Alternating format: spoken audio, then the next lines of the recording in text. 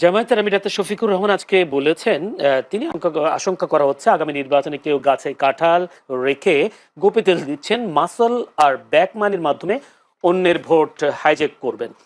আমার প্রশ্ন হচ্ছে, তিনি এই আশঙ্কা কেন করছেন যে জুলাই অভ্যুত্থানের পরও কি মানুষ মাসল আর মানি ব্যাক মানির মাধ্যমে কি ভোট গ্রহণ করতে পারবেন, বা ভোট হ্যাঁ, চুরি করার সুযোগ কি থাকবে গণঅভ্যুত্থানের পর? নিঃসন্দেহে পারবেন। কারণ হচ্ছে যে আওয়ামী লীগ চলে গেছে মানে কি চাঁদাবাজি বন্ধ হয়েছে? আওয়ামী লীগ চলে গেছে মানে কি সন্ত্রাস বন্ধ হয়ে গেছে? আমার এলাকার কথা বলি, আমার এলাকাতে বালুর তারপরে ইটের ভাটার ব্যবসা করে এমন ব্যবসায়ীরা আমাকে বলেছে, ওই যে আপনার ট্রলারে ফিট বালু সমত হিসাব করে, ট্রলারে যখন বালু আসে ওখানে আগে দিতে হইতো আপনার 12 টাকা 14 টাকা, এখন দিতে হয় 18 টাকা 19 টাকা প্রতি যে মেজারমেন্ট আছে বালুর ট্রলারে। আদারওয়াইজ এই হ্যাঁ স্কোয়ার ফিট, হ্যাঁ, তো ওইটার হিসাবটা বদলে আমার এলাকায় মাহেন্দ্র চালায় টেম্পুর মতো যে যানবাহনগুলো আছে, আগে আওয়ামী লীগের সময় তার সারা মাসে তাকে চাঁদা দিতে হইলো আপনার 1400 টাকা 1300 টাকা এরকম। এখন তাকে দিতে হয় 1800 টাকা 1900 টাকা 2100 টাকার মতো। চাঁদা যারা উঠায় বিভিন্ন রাজনৈতিক দলের নেতারা, পদস্থ নেতারা, টাকাটা উঠায় বহিষ্কৃত পোলাপানকে দিয়া। টেকনিকটা দেখেন, আমি পদে আছি, চাঁদার নিয়ন্ত্রণটা আমার, যেহেতু পদ হারানোর একটা ভয় আছে, চাঁদাটা করাই এমন কিছু পোলাপানকে দিয়ে যারা কোনো পদ নাই এবং যারা বহিষ্কৃত অলরেডি, তাদেরকে দিয়ে চাঁদার টাকাটা উঠায়। তাদেরকে জিজ্ঞেস করছি চাঁদা বেশি নেন কেন? আর চাঁদা উঠানোর গ্রামারে দেখলাম সবাই আগের যারা চাঁদা তুলতো ছাত্রলীগের যুবলীগের তাদেরকে দিয়েই টাকাটা উঠায়। এটার একটা বড় কারণ হচ্ছে গত 16-17 বছরে তো যারা চাঁদা তুলছে সে জানে যে কে কে চাঁদা দেয়, কত করে চাঁদা দেয়, কিভাবে ভয় দেখাইলে চাঁদাটা দেওয়া কন্টিনিউ করবে, কোত্থেকে চাঁদাটা আসে। অতএব এই জনগোষ্ঠীকে যদি আপনি সাডেনলি মানে এক্সচেঞ্জ করে নতুন কর্মচারী দেন, ও তো আসলে চাঁদাটা তুলতে পারবে না। এই জন্য টোটাল চাঁদা সংগ্রহকারী জনগোষ্ঠী আগের দল আছে, পরিমাণটা বাড়ছে কেন জিজ্ঞেস করলাম।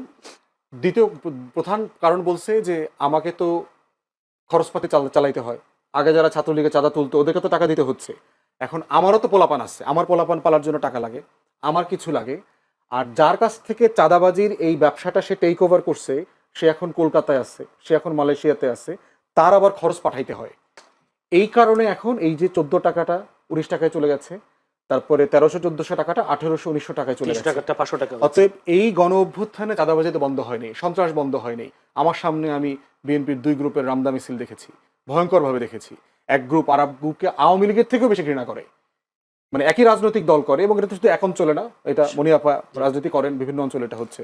অতএব এই রাজনৈতিক সংস্কৃতি বদলানোর যে জায়গাটা আমরা আশা করেছিলাম, সেটা বিভিন্ন রাজনৈতিক দলের ক্যান্ডিডেট সিলেকশন, তারপরে হচ্ছে এলাকায় স্থানীয় প্রচার, চাঁদাবাজি, তারপর সন্ত্রাস, অস্ত্র, এই প্রত্যেকটা জিনিস বিবেচনা করে নির্বাচনের এই আশঙ্কাটা কোনোভাবে ফেলে দেওয়ার মতো না।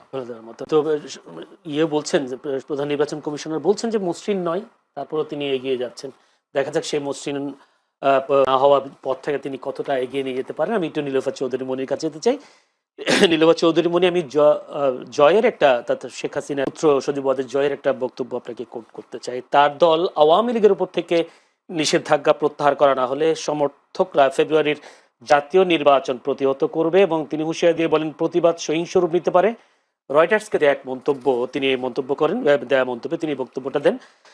বলেছেন আওয়ামী লীগের ছাড়াও নির্বাচন করা সম্ভব না, তিনি এটা বলেছেন। এখন আমার প্রশ্ন হলো, আওয়ামী লীগের নেতাকর্মীদের সেই সক্ষমতা আছে নাকি সে নির্বাচন বন্ধ করে দেয়, দেখেন নাকি বিএনপি বা বিএনপি নেতাকর্মীরা নিজেদের সহিংস করে জয় যেটা বলেছেন সেটা হলো স্ট্যান্ডবাজি, এটা বলতে হয় তারা দেশের বাইরে সবগুলোই আপনি দেখেন -2 ফর্মুলা চলমান ছিল, এটা তো একদম ফাইনালি হয়ে যায়। শেখ হাসিনার রায় দিয়েই প্রমাণ হয়ে গেছে শেখ হাসিনা আর দেশে ফিরতে পারবে না এই সিচুয়েশনে। আর যাই হোক না কেন, তার বয়স, তার সবকিছু বিবেচনা করলেও একটা রায়ের আপিলে অনেক দিন টাইম লাগে, সেইখানে সেই হিসাব করে তার আসা সম্ভব না।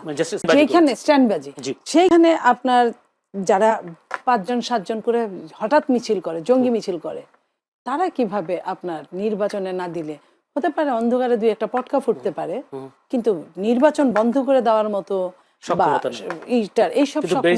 বলছেন যে চাঁদাবাজি তো আগের মতো রয়ে গেছে, সন্ত্রাসী আগের মতো রয়ে গেছে, বিভিন্ন দলের কথা বলছেন, কারো নাম বলেননি, কিন্তু তারাও তো নির্বাচনের প্রভাব ফেলতে পারেন, এবং সেই নির্বাচন কতটা সংক্ষিপ্ত হবে বলে মনে হয়? সেটা এই জাতিটার উপর না আল্লাহ নিজের অভিশাপ আছে, নইলে এই মানুষগুলা কিন্তু, বাংলাদেশের মানুষগুলা কিন্তু অত খারাপ না। আপনি সিস্টেমে চলতে গেলে সবাই কিন্তু ভালোই থাকতো, সবাই কি নেতারা কি চোরেরা, চোরেরা যে চুরি করে, আগে চোর চুরি ছাড়াই 10% লাভ হতো, বা 10% লাভ ইসলামও বলে, রাষ্ট্রও বলে। সেইখানে এখন চুরি চুরি দিতে দিতে ভাগ দিতে দিতেও 10% থাকে না, কিন্তু সবই কিন্তু বাইরে চলে যায়, এত বেশি হাত বেড়ে গেছে। তারা কোনো কাজ করে না, তারা এইসবের উপরই ডিপেন্ড করে। মানে তো চাঁদাবাজির এইসবের কথা বলছেন? হ্যাঁ, চাষটা তো এটা প্রাতিষ্ঠানিক চাঁদাবাজ, চাঁদাবাজের টাকা শুধু চাঁদাবাজের কাছে থাকে না, মানে এই চাঁদা অনেকখানি আওয়ামী চলে লীগের যায়। যারা বাইরে আছে তাদের কাছে যাচ্ছে না? আওয়ামী লীগও পায় অনেক ক্ষেত্রে, আওয়ামী লীগও পাচ্ছে। আওয়ামী লীগ যে কাজগুলো রেখে গিয়েছে, হাজার হাজার কোটি টাকার কাজ, সে কাজগুলো এখন কে করে? কেউ না কেউ করছে। করার পরে তাদের কাজে তাদের টাকা না দিলে তারা তো তাদের সিগনেচার দেওয়া লোক সিগনেচার দিবে না। তাদের তো একটা কাজ করেছে, সিগনেচার হচ্ছে। তাহলে এই খবরগুলো নিচ্ছে না কেন? যে বা যারা রাষ্ট্র যখন নিজে অপরাধ করে তখন অন্যের খবর নিতে পারে না। আপনি বলেন যে এই সরকার নির্দলীয় সরকার, এই সরকার অনির্বাচিত সরকার, এই সরকার যখন পারে নাই, অন্য সরকাররা দলীয় সরকার হিসেবে অন্যকে একদম সম্পূর্ণ বাদ দেওয়া তাদের জন্য কতটা সম্ভব হবে আমি জানি না।